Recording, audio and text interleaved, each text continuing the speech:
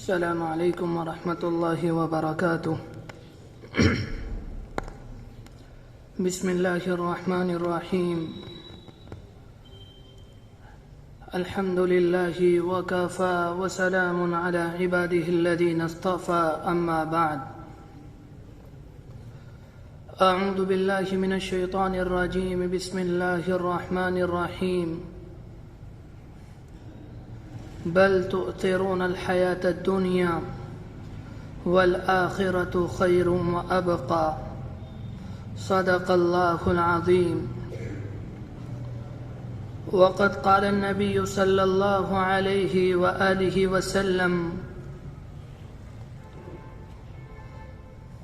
موتوا أن قبل تموتوا، أو كما قال عليه الصلاة والسلام: موتوا قبل ان تموتوا، او كما قال علیہ الصلاة والسلام۔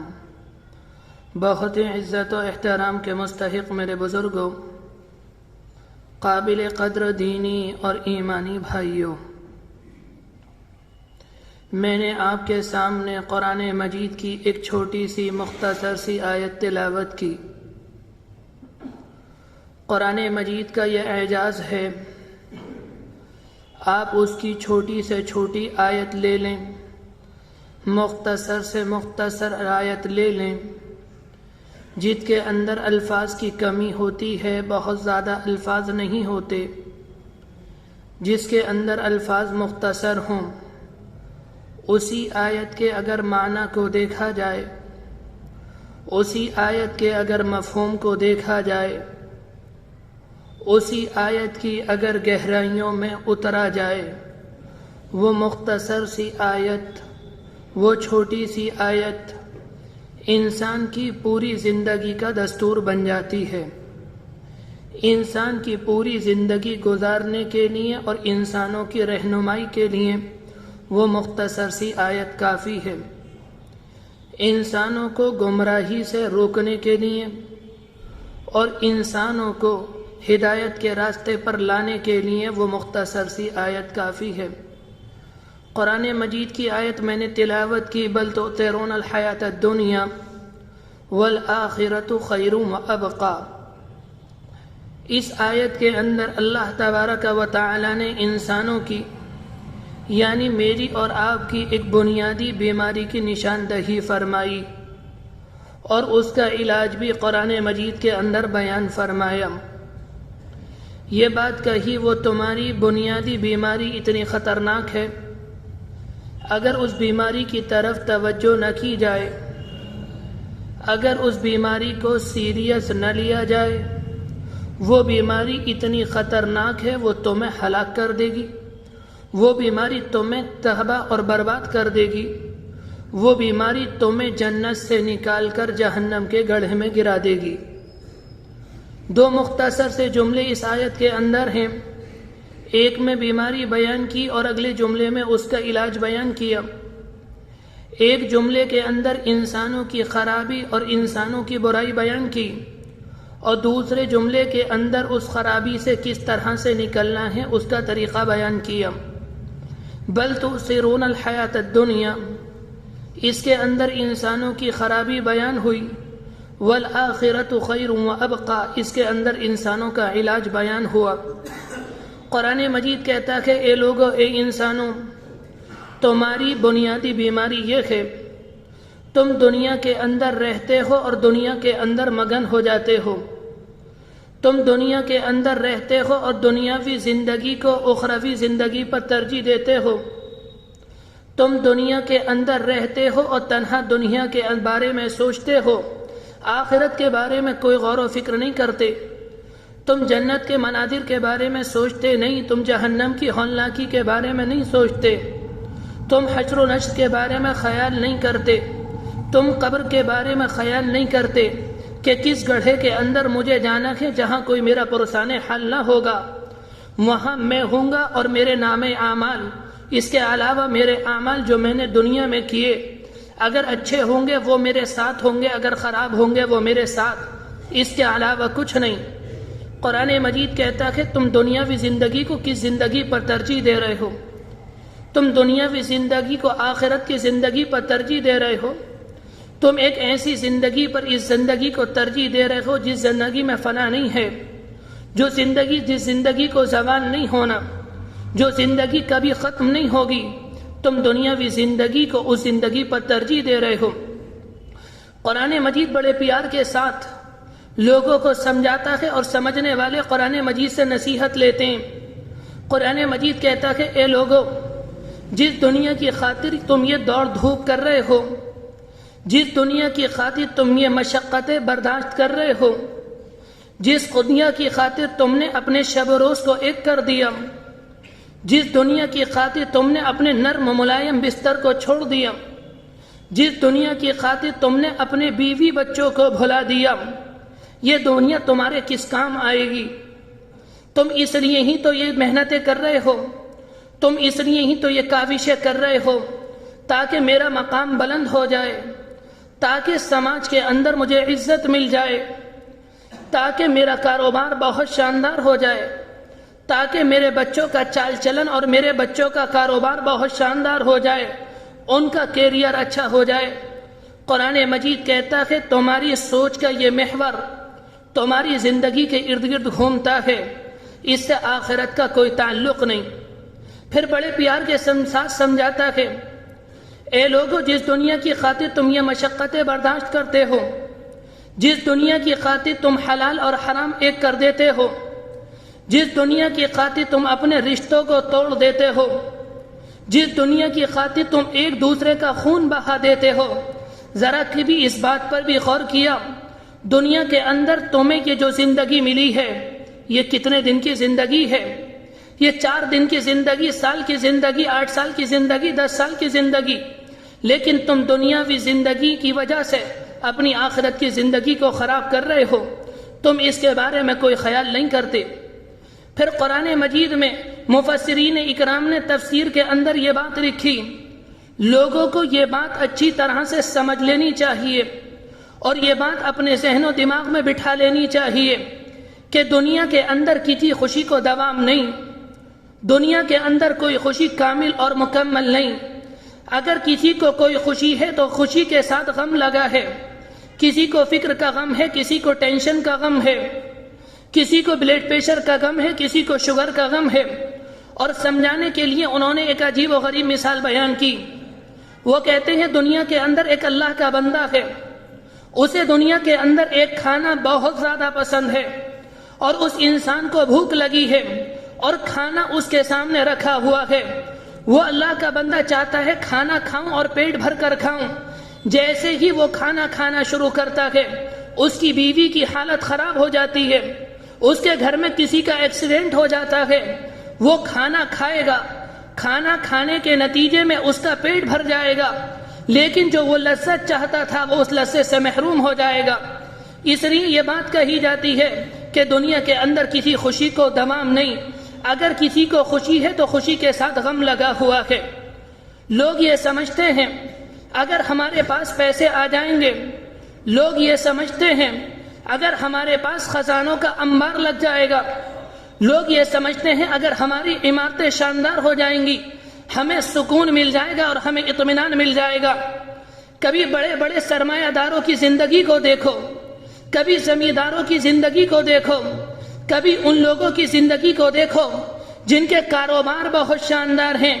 بظاہر ان کی عمارتیں آپ کو بلند نظر آئیں گی، ان کے پاس لگژری گاڑیاں نظر آئیں گی، ان کے پاس شاندار موبائل نظر آئیں گے، ان کے پاس شاندار مکانات، شاندار محلات نظر آئیں گے، ان کے پاس شاندار کمرے نظر آئیں گے، ایئر کنڈیشن ان کا روم ہوگا. لیکن جب یہ سونے کے لیے جاتے ہیں تو انہیں نیند نہیں آتی، نیند کے لیے انہیں ٹیبلٹ لینی پڑتی ہے. ایک اللہ کا بندہ وہ ہے جو دن میں محنت اور مزدوری کرتا ہے، جو کھیتوں کے اندر کام کرتا ہے، جو لوگوں کے لیے ان کی فصلوں کو بوتا ہے، جو لوگوں کے لیے ان کی فصلوں کو کاٹتا ہے، جو منڈی کے اندر جاتا ہے اپنی بیٹ پر پود لاد کر دائیں اور بائیں رکھتا ہے. جب وہ اپنے گھر آتا ہے اس کی عمارتیں شاندار نہیں ہیں، اس کا بیڈ شاندار نہیں ہے، اس کے بیڈ پر نرم ملائم گدا نہیں ہے، اس کی چرپائی ٹوٹی اور پھوٹی ہے، اس کے کپڑے شاندار نہیں ہیں، اس کی جو چادر ہے وہ بھی بوسیدہ، وہ اپنی چارپائی کے اوپر آتا ہے اور تکیہ اپنے سر کے نیچے نہیں ہوتا بلکہ اپنے ہاتھ کو رکھتا ہے اور 8 گھنٹے کی نیند پوری کرتا ہے۔ میں آپ سے معلوم کروں کہ ان اللہ کے بندوں کی زندگی میں سکون ہے جو ٹیبلٹ لے کر اپنی نیند پوری کرتے ہیں، یا اس مزدور کی زندگی میں سکون ہے؟ میرے بھائیوں، اس لیے یہ بات کہی جاتی ہے دنیا کے اندر سکون نہیں، دنیاوی زندگی کے اندر سکون نہیں۔ اللہ کے رسول علیہ السلام آئے، اور میرے بھائیوں یہ بات یاد رکھنا کہ دنیا کے اندر موت جتنی یقینی ہے اس سے بڑھ کر کوئی چیز یقینی نہیں، اس سے بڑھ کر کوئی چیز متفق علیہ نہیں۔ مسلمان تو مسلمان، کوئی کافر موت کا انکار نہیں کر سکتا۔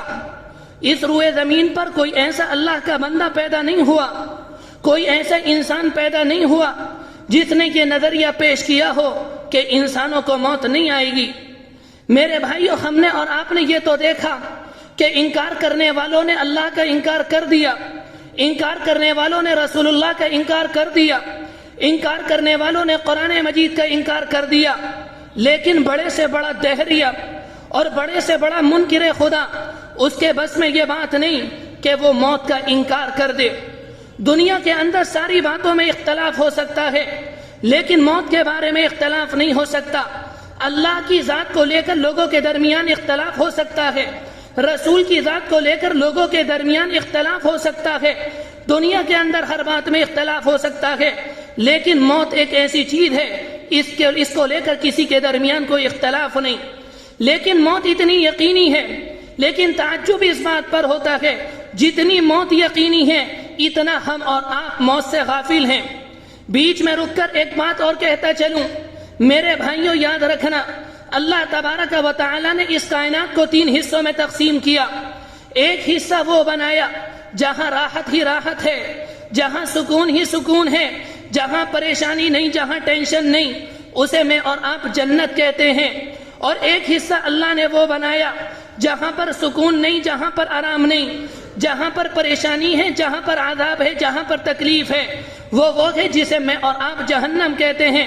اور ایک حصہ اللہ نے وہ بنایا جہاں پر اللہ نے غم کو رکھا، جہاں پر اللہ نے سکون کو رکھا، جہاں پر اللہ نے اطمینان کو رکھا، جہاں پر اللہ نے صدمے کو رکھا، وہ ہے جسے میں اور آپ دنیا کہتے ہیں۔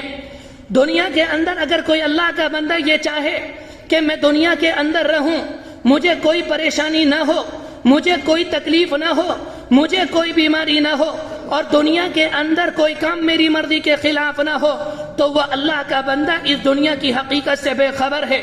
اگر انسان دنیا کے اندر آیا ہے، اگر اس انسان کو خوشی ملے گی تو انسان کو غم بھی ملے گا۔ دنیا کے اندر اللہ کی سب سے محبوب ترین مخلوق انبیاء علیہم السلام ہیں، وہ دنیا کے اندر آئے اور تکلیفوں کا سامنا انہیں کرنا پڑا۔ اگر میں انبیاء علیہم السلام کی تکلیفیں بیان کرنے پر آ جاؤں تو وقت کم ہے، اس طرف نہیں جاتا، اشارہ کر کے بات پوری کرتا ہوں۔ انبیاء علیہم السلام پر معمولی تکلیف نہیں آئی، آپ ان کی تاریخ پڑھ کر دیکھیں، آپ ان کی سیرت پڑھ کر دیکھیں۔ بنی اسرائیل کے اندر جو انبیاء آئے ان کے ماننے والوں نے انہیں قتل کر دیا، ان کے ماننے والوں نے آرے سے ان کے 2 ٹکڑے کر دیے، ان کے ماننے والوں نے کوڑی کے ڈھیر میں انہیں دفن کر دیا، اور ان کے ماننے والوں نے انہیں کنویں کے اندر ڈال دیا اور ان کے اوپر لا کر پتھر ڈال دیا کہ یہ نکل کر باہر نہ آ سکے۔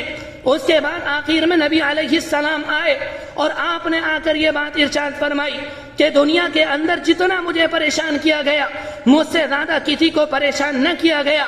میرے بھائیوں، میں یہ عرض کر رہا تھا اگر دنیا کے اندر کسی کو تکلیف کا سامنا نہ کرنا پڑتا تو وہ انبیاء علیہم السلام کی ذات گرامی تھی، انہوں نے بھی تکلیف کا سامنا کیا، تو دنیا کے اندر جتنے انسان ہیں انہیں بھی تکلیف کا سامنا کرنا پڑے گا۔ آخر میں آپ علیہ السلام آئے، آپ نے یہ بات ارشاد فرمائی دنیا کے اندر سب سے زیادہ تکلیف کا سامنا میں نے کیا۔ مغیر غامدی ایک بڑے مورخ گزرے، وہ کہتے ہیں میں مکہ مکرمہ میں گیا، وہ زمانہ تھا جب اللہ کے رسول علیہ السلام نے اپنی رسالت کا اقرار کیا اور آپ یہ کہہ رہے تھے لوگوں مجھے اللہ کا رسول مان لو، جو بات میں لے کر آیا ہوں اسے اپنے دل کا اندر بسا لو، مغیر غامدی کہتے ہیں میں ایک بازار کے اندر مکہ مکرمہ میں تھا، میں نے دیکھا کہ آگے آگے اللہ کے رسول ہیں، وہ لوگوں کو دین کی دعوت دے رہے ہیں، وہ لوگوں کو ایک اللہ کی طرف بلا رہے ہیں۔ میں نے دیکھا کہ ان کے پیچھے ایک انسان ہے، وہ بلند آواز سے کہتا ہے یا ایھا الناس لا تسمعوا کلاما، اے لوگوں اس کی بات مت سننا، انہ کذاب، یہ ہمارے سماج کا سب سے جھوٹا آدمی ہے۔ میرے بھائیوں، ایک موقع پر حضرت عائشہ رضی اللہ عنہا بیان کرتی ہیں کہ میں نے اللہ کے رسول علیہ السلام سے معلوم کیا، یہ اللہ کے رسول علیہ السلام کی آخری عمر کا زمانہ، میں نے یہ معلوم کیا اللہ کے رسول علیہ السلام آپ کو سب سے زیادہ تکلیفوں کا سامنا کہاں کرنا پڑا؟ تقریباً طائف کے 9 سال کے بعد کی بات ہے۔ اللہ کے رسول علیہ السلام نے کہا طائف کے لوگوں نے مجھے سب سے زیادہ پریشان کیا۔ اے عائشہ، جب مجھے طائف کا واقعہ یاد آتا ہے میرا دل بھر آتا ہے اور میری آنکھوں سے آنسو نکل آتے ہیں۔ 9 سال کے بعد اللہ کے رسول طائف کے واقعے کو نہیں بھولے۔ آپ نے یہ بات فرمائی، ثم آپ نے یہ بات ارشاد فرمائی اشد الناس بلاء الانبیاء ثم الامثل فالامثل، دنیا کے اندر سب سے زیادہ تکلیفوں کا سامنا انبیاء علیہم السلام کو کرنا پڑتا ہے، اس کے بعد جو ان کے قریب ہوتا ہے اسے کرنا پڑتا ہے۔ ان کے قریب وہ ہوتا ہے جو ان کے مشن کو لے کر چلتا ہے، جو ان کی سنتوں پر عمل کرتا ہے، جس طرح سے نبی نے دعوت دی اس طرح سے سماج کے اندر دعوت دیتا ہے۔ جو ان کا قریب ہوتا ہے آپ نے فرمایا اسے سب سے زیادہ پریشانی کا سامنا کرنا پڑتا ہے۔ میرے بھائیوں، میں نے یہ بات عرض کی کہ دنیا کے اندر کوئی خوشی کسی خوشی کو دوام نہیں۔ آج خوشی ہے، کسی انسان کو کاروبار میں نفع ہو گیا، ہو سکتا ہے کل گھر میں کسی کا انتقال ہو جائے، اس کی خوشی غمی میں بدل جائے۔ کسی انسان کو، میرے بھائیوں یاد رکھنا، دنیا کے اندر کسی انسان کو خوشی میں کمال نہیں۔ دنیا کے اندر اگر کوئی انسان خوش ہے، کسی انسان کو تکلیف بھی ہوگی۔ ایک موقع پر آپ نے یہ بات ارشاد فرمائی تھی اے لوگوں، لذت کو ختم کرنے والی چیز موت کو کثرت سے یاد کیا کرو۔ میرے بھائیوں، میں آپ سے یہ بات معلوم کروں کہ 24 گھنٹے کی زندگی میں اور آپ کتنا موت کو یاد کرتے ہیں۔ اگر کسی تاجر کو دیکھیں گے تو وہ 24 گھنٹے اپنی تجارت کے بارے میں سوچتا ہے۔ اگر کسی کاشتکار کے بارے میں خیال کریں گے، کاشتکار اپنی کاشتکاری کے بارے میں سوچتا ہے۔ اگر کوئی انسان رکشہ چلاتا ہے وہ اپنے رکشے کے بارے میں سوچتا ہے۔ اگر کوئی انسان کوئی کام کرتا ہے وہ اپنے کام کے بارے میں سوچتا ہے۔ کوئی انسان موت کے بارے میں نہیں سوچتا۔ اللہ کے رسول نے یہ بات فرمائی تھی کہ لذتوں کو ختم کرنے والی چیز موت کو کثرت سے یاد کیا کرو۔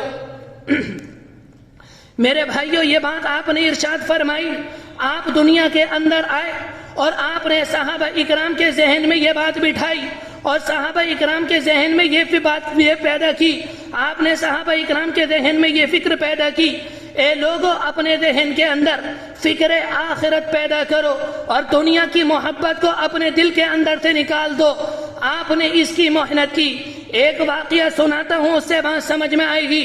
عبداللہ ابن عمر، جو عمر رضی اللہ عنہ، عمر ثانی، جو امیر المؤمنین الثانی کہلاتے ہیں، یہ ان کے صاحبزادے، یہ مدینہ منورہ کے اندر تھے۔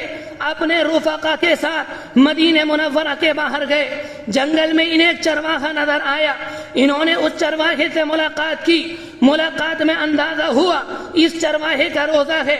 عبداللہ ابن عمر رضی اللہ عنہ نے چاہا کہ اس چرواہے کو آزمایا جائے۔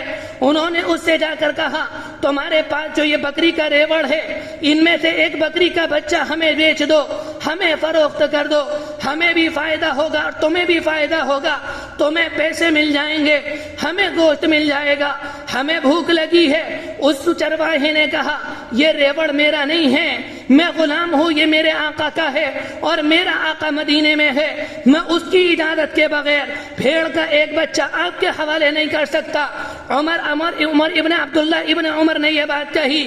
اگر تمہارا آقا تم سے معلوم کرے بکری کا بچہ کہاں چلا گیا تو ان سے کہہ دینا میں جنگل کے اندر چلا رہا تھا، جنگل سے ایک بھیڑیا آیا اور وہ بکری کے بچے کو اٹھا کر لے گیا، اسے پتہ نہیں چلے گا، تمہارا بھی کام بن جائے گا اور ہمارا بھی کام بن جائے گا۔ جیسے کہ عبداللہ ابن عمر نے اپنی زبان سے یہ جملہ نکالا، اس چرواہی کی زبان سے یہ جملہ نکلا فَأَيْنَ اللَّهُ، اگر میرا مالک نہیں دیکھ رہا تو وہ اللہ کہاں ہے؟ میرے بھائیوں یہ بات عرض کر رہا تھا، اللہ کے رسول نے اپنے ہر صحابی کے ذہن میں یہ بات پیدا کی تھی، آخرت کی فکر پیدا کی تھی، اور اپنے ہر صحابی کے ذہن کو ایسا بنایا تھا جو دنیا کو نہیں سوچتا تھا، جو آخرت کے بارے میں سوچتا تھا۔ اللہ کے رسول نے صحابہ اکرام کی تربیت کی اور صحابہ اکرام کو اللہ کے رسول کی تربیت ملی۔ یہ صحابہ اکرام کون تھے؟ جب یہ ایمان لے کر نہیں آئے تھے، جب یہ اسلام کے دائرے میں نہیں آئے تھے، جب یہ اللہ کے رسول کے پاس نہیں آئے تھے، یہ معمولی باتوں پر، یہ کنویں کی خاطر، یہ اپنی زمینوں کی خاطر، یہ اپنی بھیڑ بکریوں کی خاطر ایک دوسرے کا گلا کاٹنے میں دیر نہیں کرتے تھے۔ اللہ کے رسول کی صحبت نصیب ہوئی، یہ اللہ کے رسول علیہ السلام کے پاس آئے اور اللہ کے رسول کی صحبت کے نتیجے میں ان کے ذہن میں فکر آخرت پیدا ہوئی اور دنیا کی فکر ان کے ذہن سے نکل گئی۔ یہی صحابی اللہ کے رسول انہیں حکم دیتے ہیں تو اللہ کے رسول علیہ السلام کے حکم پر اپنی بیوی کو چھوڑ کر، اپنے بچوں کو چھوڑ کر، اپنے باغوں کو چھوڑ کر تنہا اپنے کپڑوں کے ساتھ مدینہ منورہ روانہ ہو جاتے ہیں، اس لیے کہ جب اللہ کے رسول کی صحبت ملی اور آخرت کی فکر ان کے اوپر غالب آئی اور دنیا کی فکر ان کے ذہنوں سے نکل گئی۔ میرے بھائیوں یاد رکھنا، جب آخرت کی فکر انسان کے ذہن میں آتی ہے اور دنیا کی فکر انسان کے ذہن سے نکل جاتی ہے تو دنیا کی چاہت اور دنیا کی عزت، دنیا کے مکانات اور دنیا کے محلات، یہ سارے کے سارے انسان کی زندگی سے نکل جاتے ہیں۔ میرے بھائیوں موت کو یاد رکھیں۔ اگر کوئی بھائی یہ بات کہے ہم فکر آخرت کس طرح سے پیدا کریں، ہم دنیا کی محبت کو اپنے ذہنوں سے کس طرح سے نکالیں، قرآن مجید کی آیت ہے یا ایھا الذین آمنوا اتقوا اللہ وکونوا مع الصادقین، اے وہ لوگ جو ایمان لے کر آئے، وکونوا مع الصادقین، تم سچوں کے ساتھ ہو جاؤ۔ میں آپ سے یہ نہیں کہتا اور قرآن مجید آپ سے یہ نہیں کہتا کسی عالم کے ساتھ ہو جاؤ، کسی شیخ کے ساتھ ہو جاؤ، کسی مفتی کے ساتھ ہو جاؤ۔ قرآن مجید تو یہ کہتا ہے اگر تمہیں یہ فکر پیدا کرنی ہے، دنیا کے اندر جو سچ بولتا ہو، چاہے وہ ڈاکٹر ہو، چاہے وہ انجینئر ہو، چاہے وہ عالم ہو، چاہے وہ وقت کا شیخ ہو، اس کے ساتھ ہو جاؤ۔ جب تم سچوں کے ساتھ ہوگے آخرت کی فکر تمہارے ذہن پر غالب آ جائے گی اور دنیا کی فکر تمہارے ذہن سے نکل جائے گی۔ میرے بھائیوں ایک بات یاد رکھنا، جب انسان کے ذہن پر آخرت کی فکر سوار ہوتی ہے اور دنیا کی فکر انسان کے ذہن سے نکل جاتی ہے، معاشرہ اپنے آپ درست ہو جاتا ہے، انسان اپنے آپ جوئے سے رک جاتا ہے، انسان اپنے آپ شراب سے رک جاتا ہے۔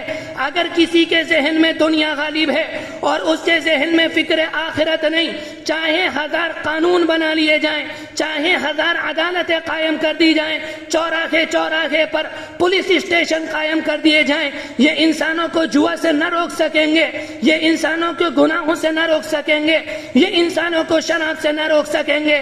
اگر کوئی چیز انسانوں کو گناہوں سے روکنے والی ہے، اگر کوئی چیز معاشرے کو پرامن بنانے والی ہے، وہ آخرت کی فکر ہے۔ ہم اور آپ اپنے ذہن میں آخرت کی فکر پیدا کریں اور دنیا کی فکر کو اپنے ذہن سے نکالیں، اس طرح سے ہم اور آپ اپنے آپ کو گناہوں سے بچا لیں گے۔ جو بات کہی گئی اللہ تبارک و تعالی عمل کی توفیق نصیب فرمائے۔ وآخر دعوانا ان الحمد للہ رب العالمین۔